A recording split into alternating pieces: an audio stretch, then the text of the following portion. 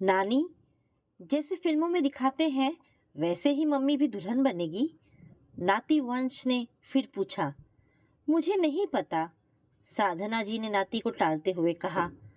5 साल का वंश दुनियादारी से तो बेखबर था, लेकिन जो कुछ घर में हो रहा था उसे शायद वह सहजता से स्वीकार नहीं कर पा रहा था। स्वीकार तो घर में कोई नहीं कर पा रहा था, लेकिन इसके सिवाय दूसरा रास्ता भी नजर नहीं आ रहा था। साधना जी रोने लगी तो वंश उनके पास खिसक आया और उनके आंसू पोंछता हुआ बोला, नानी, रो मत। अब मैं आपसे कुछ नहीं पूछूंगा, बस एक बात और बता दो, जिनसे मम्मी की शादी हो रही है वे कौन है? साधना जी स्वर को संयत करती हुई बोली, वह तेरे पापा हैं। अच्छा, अब पापा मम्मी दोनों के साथ रहूंगा। वंश खुशी से उछल पड़ा तो साधना जी उसका चेहरा देखती रह गई। सुप्रिया अपनी माँ और बेटे की बात बगल के कमरे में बैठी सुन रही थी। उसके हाथ का काम छूट गया और वह पलंग पर निढाल सी लेट गई। अतीत की काली परछाइयां जैसे उसके चारों ओर मंडराने लगी थी। 6 साल पहले भी घर में उसकी शादी की तैयारियां चल रही थी। तब सुप्रिया के मन में उत्साह था, आंखों में भविष्य के सुनहरे सपने थे। तब गाजे बाजे के साथ वह आकाश की पत्नी बन अपने ससुराल पहुंची, जहां सभी ने खुले दिल से उसका स्वागत किया था। आकाश अपने माता पिता का इकलौता बेटा था। शादी के दूसरे दिन आकाश के 10-15 दोस्त उन्हें बधाई देने आए थे। नए जोड़े को लेकर सब दोस्त मजाक कर रहे थे। उन्हीं में से एक ऐसा भी दोस्त था जिसे देखकर सुप्रिया सहज नहीं हो पा रही थी, क्योंकि जितने समय सब बैठे थे उसकी दोनों आंखें उसे घूरती ही रही। आकाश, मुझे तो तुझसे जलन हो रही है, सबके बीच अमर बोला। तो इतनी सुंदर बीवी जो लेकर आया है, अब मेरे किस्मत में जाने कौन है। अमर ने नजरें सुप्रिया पर जमाए हुए कहा तो सब हंस पड़े। चिंता मत कर, तुझे सुप्रिया भाभी से भी ज्यादा सुंदर बीवी मिलेगी। दोस्तों के बीच में से एक दोस्त की आवाज सुनाई दी तो अमर ने नाटकीय अंदाज में अपने दोनों हाथ ऊपर हवा में लहरा दिए। एक बार फिर जोर से हंसी के फव्वारे फूट पड़े। चाय नाश्ते के बाद जब सब दोस्त जाने लगे तो अमर सुप्रिया के पास आकर बोला, मुझे अच्छी तरह पहचान लीजिए भाभी जान, मैं आकाश का बहुत ही करीबी दोस्त हूँ अमर, और आप चाहे तो आपका भी करीबी बन सकता हूँ। सुप्रिया उसके इस वाक्य को सुनकर सकपका गई और एक देवर की अपनी नई भाभी से चुहलबाजी समझकर चुप रह गई। अमर अब अक्सर घर आने लगा। वह बात तो आकाश से करता, पर उसकी नजरें सुप्रिया पर ही टिकी रहती। सुप्रिया ने कई बार आकाश को इशारों से समझाने की कोशिश भी की, पर वह अपनी दोस्ती के आगे किसी को ना तो कुछ समझता था और ना समझाने का मौका देता था। एक दिन अमर किसी पिक्चर की 3 टिकटें ले आया और आकाश व सुप्रिया को ले जाने की जिद करने लगा। सुप्रिया ने पिक्चर देखने न जाने के लिए सिर दर्द का बहाना भी किया, लेकिन उसके आगे उसकी एक न चली। सुप्रिया को पिक्चर देखने जाना ही पड़ा। इंटरवल से पहले तो सब ठीक था। आकाश उन दोनों के बीच में बैठा था। सुप्रिया ने चैन की सांस ली, लेकिन इंटरवल में जब वे लोग ठंडा पीकर लौटे तो सुप्रिया के बीच की सीट पर बैठना पड़ा और वह आकाश से कुछ कहती इससे पहले पिक्चर शुरू हो गई। अमर ने मौका मिलते ही सुप्रिया को परेशान करना शुरू कर दिया। उसकी आंखें तो सामने पर्दे पर थी, लेकिन हाथ और पैर अक्सर सुप्रिया से टकराते रहे। सुप्रिया ने जब उसे घूर कर देखा तो वह अनजान बना पिक्चर देखने लगा। किसी तरह पिक्चर देखकर वह घर पहुंची तो उसने मन में निश्चय किया कि आज की घटना वह आकाश से नहीं बल्कि अपनी सासू माँ को बताएगी। अगले दिन आकाश के जाने के बाद सुप्रिया अपनी बात कहने के लिए सास के पास गई, पर वहां कमरे में सामान फैला देख वह बोली, मम्मी जी, आप कहीं जा रही हैं क्या? हाँ बहू, मैं और आकाश के पिताजी सोच रहे थे कि तुम घर संभाल रही हो तो हम दोनों कहीं घूम आए। बहुत दिनों से ऋषिकेश जाने की सोच रहे थे। सुप्रिया की सास के स्वर में शहद की मिठास थी। कितने दिनों के लिए आप लोग जा रहे हैं? सुप्रिया ने झिझकते हुए पूछा।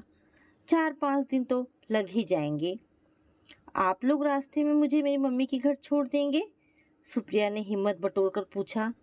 बेटी, तेरे ही तो सहारे मैं निश्चिंत होकर जा रही हूँ, और फिर आकाश का ख्याल कौन रखेगा? सुप्रिया की सास ने कहा। घर में अकेले रहने की कल्पना मात्र से सुप्रिया का मन घबरा रहा था, पर वह करे भी तो क्या। सोचा, चलो मम्मी जी को ऋषिकेश से लौटने पर सब बात बता देगी। ये सोचकर सुप्रिया फिर अपने काम में लग गई। यथासंभव सास ससुर के ऋषिकेश जाने के बाद सुप्रिया डॉक्टर के पास नर्सिंग होम चली गई, क्योंकि कुछ दिन से उसे ऐसा लग रहा था कि शायद उसके वह आकाश के प्यार का बीज उसके अंदर पनपने लगा है। घर में किसी से कुछ कहने से पहले वह डॉक्टर की सहमति चाहती थी, इसलिए आज रिपोर्ट लेने चली गई। कॉन्ग्रेचुलेशन सुप्रिया, तुम माँ बनने वाली हो। डॉक्टर ने मुस्कुराकर सुप्रिया के हाथ में रिपोर्ट पकड़ा दी। घर से तुम्हारे साथ कौन आया है? थैंक यू डॉक्टर, मैं अकेली आई हूँ। कोई खास बात है तो मुझे बताइए, सुप्रिया ने कहा। नहीं, कुछ खास बात नहीं है, डॉक्टर बोली। मैं तो बस इतना कहना चाहती थी कि तुम्हारे घर वालों को अब तुम्हारा खास ख्याल रखना चाहिए। घर जाते जाते सुप्रिया सोच रही थी कि आज जब आकाश घर आएंगे तो उन्हें यह गुड न्यूज़ सुनाऊंगी। सुनकर कितने खुश होंगे वह। ये सोचते हुए सुप्रिया आकाश के आने का इंतजार कर रही थी कि डोरबेल बज उठी। सुप्रिया ने लपक कर दरवाजा खोला तो सामने अमर खड़ा था। कैसी हो भाभी जान? अमर ने कुटिल हंसी के साथ पूछा। सुप्रिया दरवाजा कसकर पकड़े हुए बोली, मम्मी जी पापा जी घर पर नहीं हैं, आप फिर कभी आइएगा। लेकिन अमर दरवाजे को ठेलकर जबरदस्ती अंदर घुस आया। मैं जानता हूँ कि वे लोग ऋषिकेश गए हैं, पर तुम मुझे जाने को क्यों कह रही हो? सुप्रिया को सिर से पैर तक घूरते हुए अमर बोला। कितने दिन बाद तो आज यह मौका हाथ लगा है, इसे यूं ही क्यों गंवाने दे? तुम क्या अनाप शनाप बके जा रहे हो? अमर को बीच में टोकते हुए सुप्रिया बोली। तुम्हें शर्म आनी चाहिए, मैं तुम्हारे पक्के दोस्त की पत्नी हूँ। अमर उसकी इस बात पर ठठाकर हंसते हुए बोला। तुम्हें पता है सुप्रिया, आज तक मैंने आकाश की हर चीज शेयर की है, तो बीवी क्यों नहीं? तुम चाहो तो सब हो सकता है, और आकाश को कानों कान खबर भी नहीं होगी। तुम अभी की अभी निकल जाओ मेरे घर से, सुप्रिया चीखते हुए बोली। मैं तुम्हें और सहन नहीं कर सकती। आज मैं आकाश को सब सच्चाई बताकर रहूंगी। तुम समझने की कोशिश करो सुप्रिया, तुम्हारे लायक सिर्फ मैं हूँ, आकाश नहीं, जो मुझसे हर बात में उन्नीस सी है। कहते कहते अमर ने सुप्रिया का हाथ पकड़ अपनी तरफ खींचा तो चटाक की आवाज के साथ सुप्रिया ने अमर के गाल पर एक थप्पड़ जड़ दिया। मैं सिर्फ और सिर्फ अपने पति से प्यार करती हूँ, और अब तो उसके बच्चे की माँ भी बनने वाली हूँ, फुफकारते हुए सुप्रिया बोली और अमर को दरवाजे की ओर ढकेल दिया।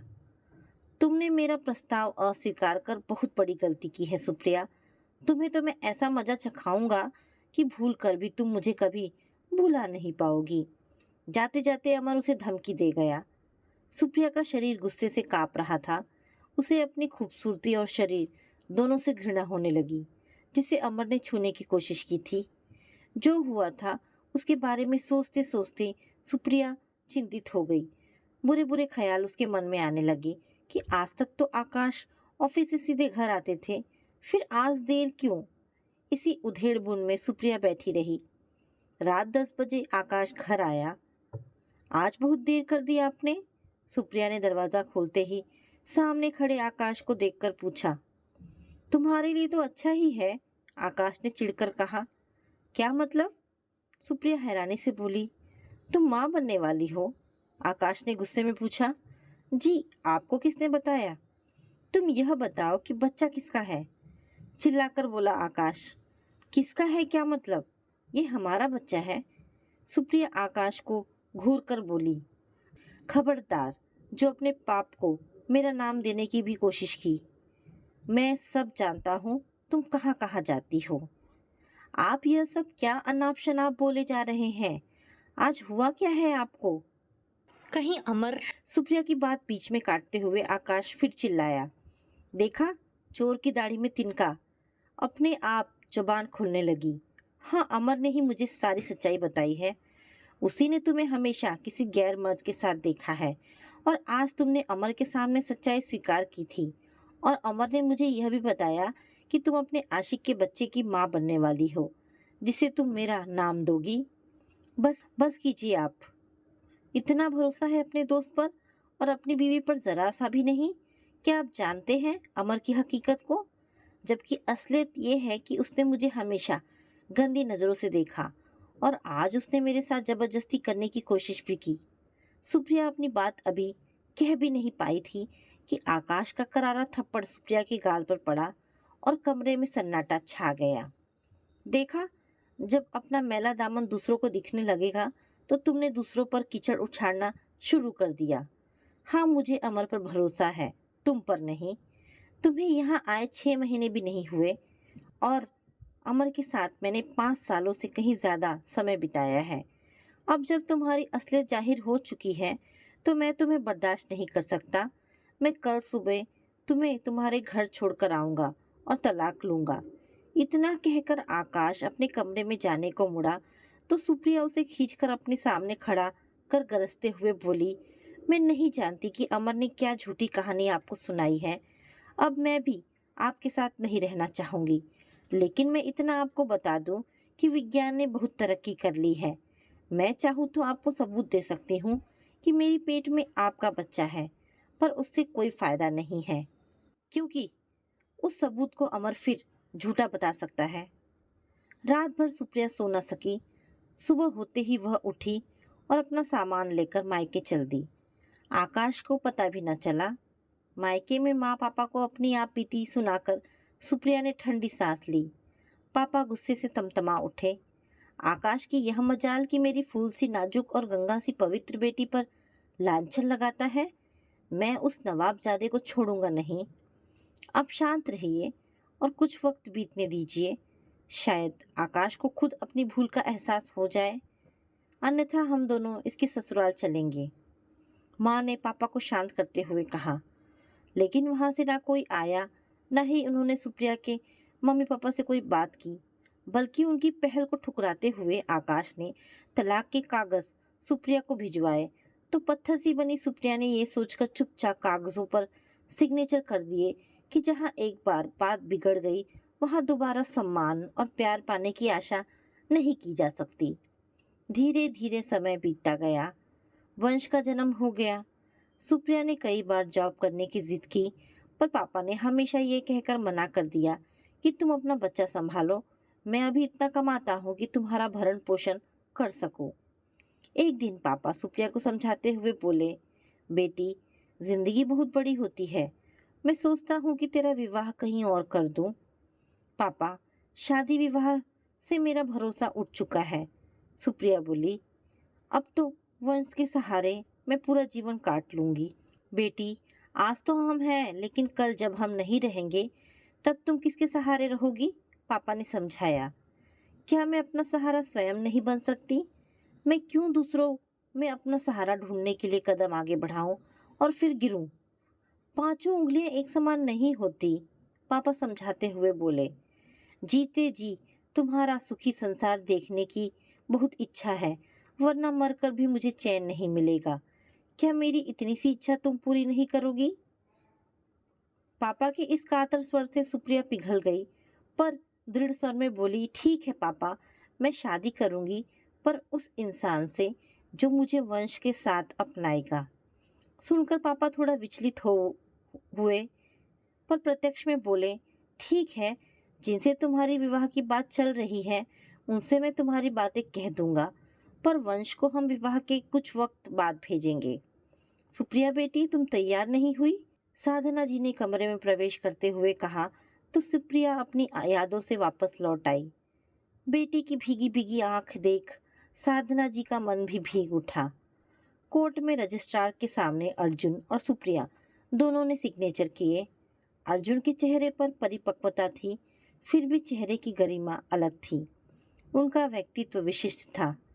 वंश को कुछ दिन बाद भेजने की बात कह पापा रोते बिलखते वंश को लेकर भीतर कमरे में चले गए और अपने घर से विदा हो सुप्रिया एक बार फिर अनजान लोगों के बीच आ गई। अर्जुन की दोनों बेटियां, जिया और राशि गुड़ियों जैसी थी। वंश से उम्र में कुछ बड़ी थी, जो जल्दी ही सुप्रिया से घुल मिल गई। 3 महीने बीतते बीतते सुप्रिया ने अर्जुन से कहा, मैं वंश को यहाँ लाना चाहती हूँ। हाँ, इस बारे में हम शाम को बात करेंगे। अर्जुन झिझकते हुए इतना कहकर ऑफिस चले गए। शाम को सब बैठे टीवी देख रहे थे तो अर्जुन की मम्मी बोली, बहू, मुझे जल्दी से अब पोते का मुंह दिखाना। वंश भी आपका पोता ही है मम्मी जी, जाने कैसे हिम्मत कर सुप्रिया कह गई। ये सुनते ही अर्जुन और उसकी मम्मी का चेहरा उतर गया। एक पल बाद ही अर्जुन की मम्मी बोली, लेकिन मैं अपने पोते, अपने खून की बात कर रही थी बहू। क्या मैं जिया और राशि को अपना नहीं मानती? तो फिर वंश को अपनाने में आपको क्या प्रॉब्लम है? सुप्रिया विनम्रता से बोली, बहू, मैंने तो शुरू में ही तुम्हारे पापा को मना कर दिया था कि वंश को हम नहीं अपनाएंगे। अर्जुन की मम्मी ने कहा तो सुप्रिया ये सुनकर अवाक रह गई। चलिए, मैं मान लेती हूँ कि आपने पापा से ये बात कही होगी जो उन्होंने मुझे नहीं बताई, पर मैं अपने बच्चे के बिना नहीं रह सकती। सुप्रिया ने कहा, देखो बहू, मैं इस बारे में सोच भी लेती, पर अब जिंदा मक्खी निगल तो नहीं सकती ना। मुझे सच्चाई का पता चल चुका है। मैं वंश को नहीं अपना सकती। जाने किसका गंदा खून है। मम्मी जी, सुप्रिया ने चिल्लाकर उनकी बात बीच में काट दी। आपको मेरे या वंश के बारे में ऐसी बातें कहने का कोई अधिकार नहीं है। तुम क्या अधिकार दोगी और अपने बारे में क्या सफाई दोगी? अर्जुन की मम्मी तल्ख शब्दों में बोली, तुम्हारे बारे में हमें सब कुछ पता है। मैं सब जानकर भी खामोश हो गई कि चलो, इंसान से गलती हो जाती है और वंश कौन सा मेरे घर आएगा। पर अब तुम्हारी यह जिद नहीं चलेगी। मम्मी जी, ये मेरी जिद नहीं, मेरा अधिकार है। मेरे माँ होने का अधिकार है। सुप्रिया भी उसी तरह तल्ख लहजे में बोली, वंश आकाश का ही बेटा है और कौन किसका बेटा है यह एक माँ ही जानती है, और मैं नहीं चाहती कि हमारी भूल की सजा मेरा बेटा भुगते। वो यहाँ जरूर आएगा और मेरे साथ ही रहेगा। सुप्रिया का यह फैसला सुनकर अर्जुन की मम्मी गरज उठी, इस घर में वंश नहीं आएगा, और अगर वंश इस घर में आएगा तो मैं इस घर में नहीं रहूंगी। आप इस घर से क्यों जाएंगी? ये आपका घर है। आप शौक से रहिए। इस घर के लिए अभी मैं अजनबियों सी हूँ। मैं ही चली जाऊंगी। पहले भी मेरी भावनाओं के साथ खिलवाड़ हुआ था, आज फिर हो रहा है। पहले अमर खिलाड़ी था और आज आप हैं, जो स्वयं एक माँ है। क्या आप अपने बच्चों से दूर रह सकती हैं? सुप्रिया अर्जुन की माँ का सामना करते हुए बोली, पहली शादी टूट चुकी है, दूसरी हुई है तो निभाह ले मूर्ख, वरना दुनिया थू थू करेगी। अर्जुन की मम्मी ने कटाक्ष किया। मैंने आज तक अर्जुन से या आपसे ये नहीं पूछा कि इनकी पहली पत्नी ने इन्हें क्यों तलाक दे दिया था, पर अब सोच सकती हूँ कि अर्जुन के तलाक में भी आपका ही हाथ रहा होगा। माँ और पत्नी के बीच बढ़ती तकरार को देखकर अर्जुन माँ को उनके कमरे में ले गए और सुप्रिया पैर पटकती हुई अपने कमरे में लौट आई। सुप्रिया को लगा कि एक बार फिर उसे ससुराल की दहलीज लांघनी होगी, पर इस बार वह अपने पैरों पर खड़ी हो अपना सहारा स्वयं बनेगी। पापा ने झूठ बोल उसका संसार बसाना चाहा, पर वंश की कीमत देकर वह पापा की इच्छा पूरी नहीं कर पाएगी। उसकी आंखें नम हो आई। उसे अपनी किस्मत पर रोना आ गया। तभी अर्जुन कमरे में प्रवेश करते हुए बोले, क्या सोच रही हो सुप्रिया? शायद घर वापस जाने की सोच रही हो। जी, छोटा सा जवाब देकर सुप्रिया फिर खामोश हो गई। मैंने तुमसे जाने को नहीं कहा, अर्जुन ने कहा तो सुप्रिया रुखाई से बोली, लेकिन आपने अपनी मम्मी का या मेरी बातों का कोई विरोध भी तो नहीं किया। क्या आप राशि और जिया के बिना रह सकते हैं? इतना कहते कहते सुप्रिया रो पड़ी। ठीक है, हम जाएंगे और अपने बेटे वंश को लेकर आएंगे। अर्जुन की बात सुन सहसा सुप्रिया को यकीन नहीं हुआ। वह चकित सी अर्जुन को देख रही थी तो अर्जुन हंस पड़े। लेकिन आपकी माँ? सुप्रिया ने शंका जाहिर की।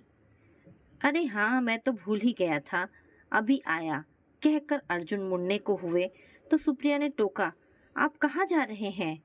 अपनी मम्मी को घर से निकालने अर्जुन ने हंसकर कहा। जी? किसी बच्चे की तरह चौंक कर सुप्रिया फिर बोली। जी। अरे भाई, उन्होंने ही तो अभी कहा था कि इस घर में या तो वंश रहेगा या वो रहेंगी। कल जब वंश आ रहा है तो जाहिर है वे यहाँ नहीं रहेंगी, अर्जुन ने कहा। लेकिन मैं ऐसा भी नहीं चाहती, आखिर वह आपकी मम्मी है। सुप्रिया अटकते हुए बोली। मेरी माँ है, तभी तो उन्हें उनके भाई के यहाँ कुछ दिन छोड़ने के लिए जा रहा हूँ। तुम चिंता मत करो, वह भी अपने बच्चों से अलग होंगी, तभी तुम्हारी ममता को समझ पाएंगी। धीरे धीरे सब ठीक हो जाएगा, कहकर अर्जुन बाहर निकल अपनी मम्मी के कमरे की ओर मुड़ गए। सुख दुख के मिले जुले भाव ले वह अर्जुन और उनकी मम्मी की उठती आवाजों को सुनती रही। बहस का अंत अर्जुन के पक्ष में आते आते सुप्रिया का मस्तक अर्जुन के लिए श्रद्धा से झुक गया। तो दोस्तों, ये कहानी यहाँ पर समाप्त होती है। आशा करती हूँ कहानी आपको पसंद आई होगी। अगर कहानी पसंद आई है तो प्लीज़ इसे लाइक एंड शेयर करें। दोस्तों, ऐसी ढेरों पारिवारिक और शिक्षाप्रद कहानी सुनने के लिए हमारे चैनल को प्लीज़ सब्सक्राइब करें। धन्यवाद दोस्तों।